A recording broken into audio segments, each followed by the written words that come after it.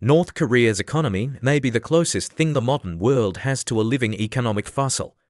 A country frozen in time, a nation that possesses nuclear weapons, ballistic missiles, and one of the largest standing armies on Earth, yet struggles to keep the lights on outside its capital city. And today, the cracks are becoming impossible to hide. When footage emerged showing Kim Jong-un visibly emotional as he pleaded with citizens to address the country's demographic crisis, many observers focused on the human moment, but they missed the larger story, because dictators do not fear statistics, they fear what statistics reveal.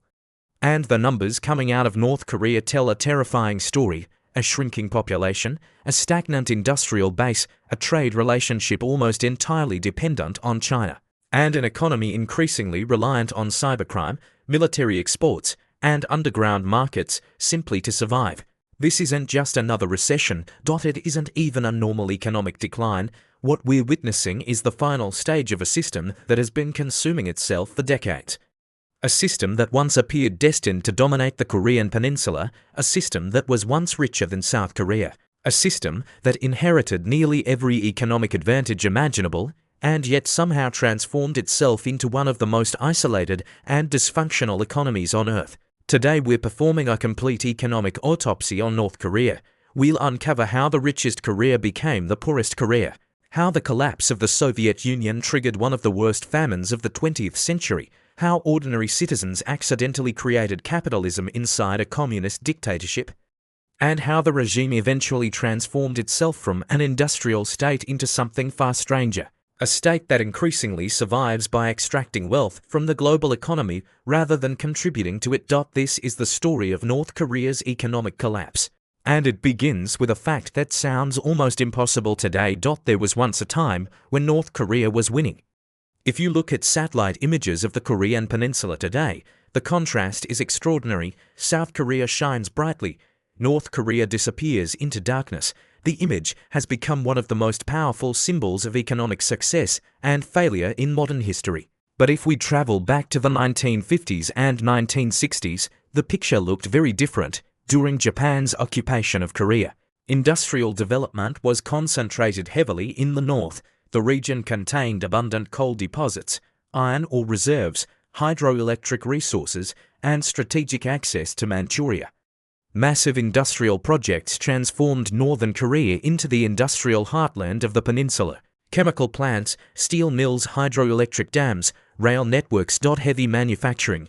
When Korea was divided after World War II, North Korea inherited much of this industrial infrastructure. Infrastructure was restored. By the 1960s, North Korea appeared to be an economic miracle. For a period of time, many economists genuinely believed North Korea had chosen the superior development model. Meanwhile, South Korea struggled with political instability, poverty, and military rule. The North looked modern. The South looked desperate. But hidden beneath the impressive statistics was a fatal weakness. North Korea's growth depended heavily on external support, subsidized energy. Foreign aid, Soviet technology, preferential trade relationships. The system produced output, but it failed to produce innovation. And eventually, that difference would determine everything. The 1970s changed the global economy. Industrial power alone was no longer enough. The future belonged to technology, exports, electronics, and global trade. South Korea recognized this transformation early. It borrowed heavily from international markets and invested aggressively in export industries. Shipbuilding, electronics, automobiles, consumer manufacturing. The foundations of modern giants like Samsung, Hyundai, and LG were being laid. North Korea chose a different path. Kim Il-sung recognized that Soviet technology was falling behind Western standards. He needed modern machinery, advanced equipment, industrial upgrades. But there was one problem: North Korea had almost no hard currency. So Pyongyang borrowed massively. European governments and banks extended credit. Factories ordered machinery. Industrial equipment arrived, and famously, Sweden shipped approximately 1,000 Volvo automobiles.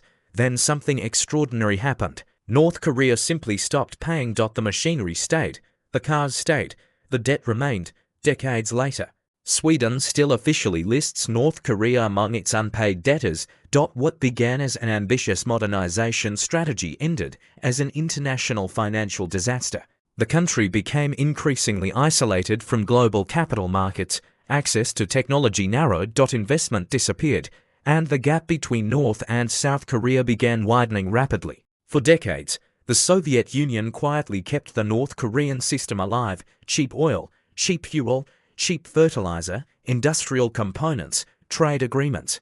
The entire economy depended on these hidden supports. Then, in 1991, the Soviet Union collapsed. Almost overnight, North Korea lost its economic lifeline. Russia informed Pyongyang that future trade would occur at market prices. And market prices required hard currency. North Korea had none.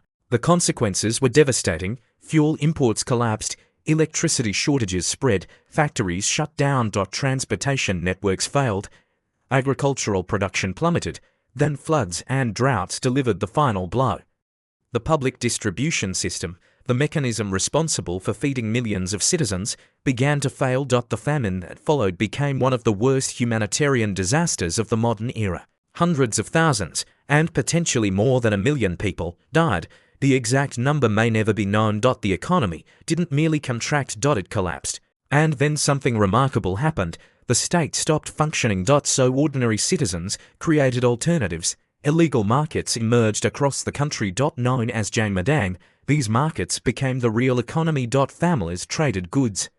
Smugglers crossed the Chinese border. Entrepreneurs emerged. Money began replacing ration coupons. In one of history's great ironies, capitalism helped save a communist state from total collapse.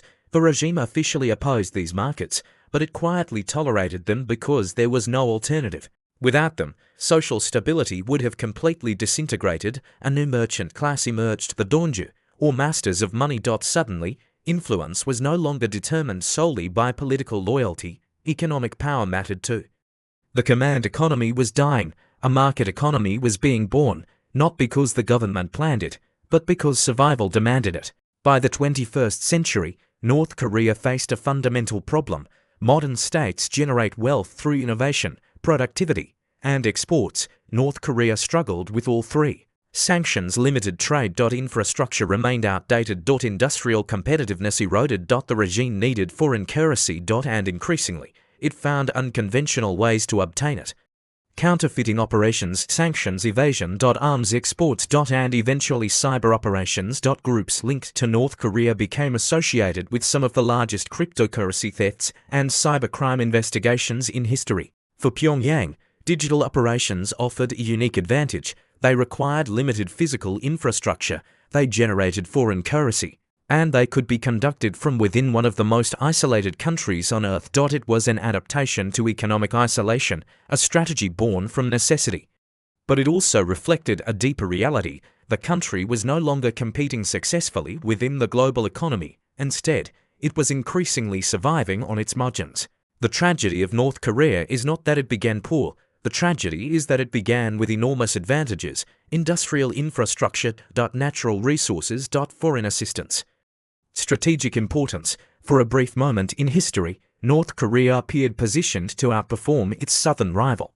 Instead, decades of isolation, economic mismanagement, and political rigidity transformed one of Asia's most promising economies into one of its most dysfunctional. Today, North Korea remains a nation of immense military power and profound economic weakness, a country capable of launching missiles across continents, yet unable to provide the prosperity enjoyed just across the border. And that may be the defining paradox of modern North Korea. The regime's greatest achievement is survival, but survival is not the same thing as success. And the longer the system survives without reform, the more difficult its economic future becomes. I'm Mr. Mo. This has been the Economy Historian, and I'll see you in the next documentary.